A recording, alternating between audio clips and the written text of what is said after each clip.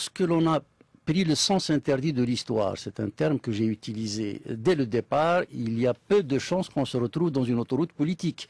Je crois que dès lors qu'il y a eu renversement du gouvernement provisoire par Boumedienne et l'armée des frontières en 1962, et qu'il a renversé Ben Bella qu'il avait installé préalablement comme président en Libye, il ne faut pas s'étonner qu'après le coup d'État, il y ait des fraudes électorales et que les fraudes électorales mènent inévitablement à la prédation, à la corruption à ciel ouvert, qu'on observe aujourd'hui en Algérie.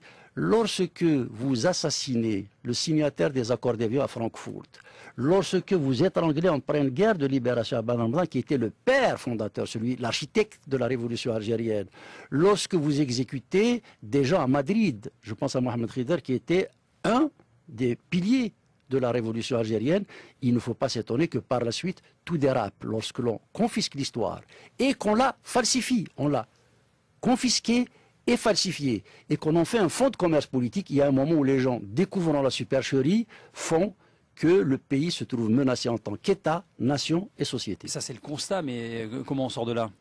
C'est le défi. Et en disant ça, est-ce que vous craignez pour vous-même? Moi, je crois que c'est un choix que j'ai fait de me battre dans mon pays. C'est pas une question qu'on se pose tous les jours. J'ai été victime d'attentats, de menaces, j'ai été arrêté, torturé. On choisit de lutter, on ne choisit pas. Mais si on remet en débat ce choix chaque matin, on n'en sort pas. Mais la solution, je pense, en ce qui me concerne, c'est une rupture générationnelle. C'est une phase de transition. Et la communauté internationale doit assumer ses responsabilités. Il ne faut plus que le pouvoir algérien bénéficie de cette exception de statut d'enfant gâté dans le tiers-monde, qui veut que lorsque c'est Bouteflika qui passe avec moins de 25% de taux de participation, on envoie des télégrammes de félicitations de Paris. Chaque pays est indépendant, on peut pas lorsque aller en c'est Algérie. Ben Ali qui triche, Ouais. on proteste contre la fraude. Lorsque ça se passe en Égypte, c'est pareil. Il faut que l'Algérie soit traitée de manière adulte et responsable. On envoie tout de même des félicitations après au président élu, de toute façon. Oui, ça c'est une relation d'État à État, mais on n'est pas obligé de féliciter la manière dont l'élection s'est déroulée. J'ai été 2 fois candidat à la présidentielle.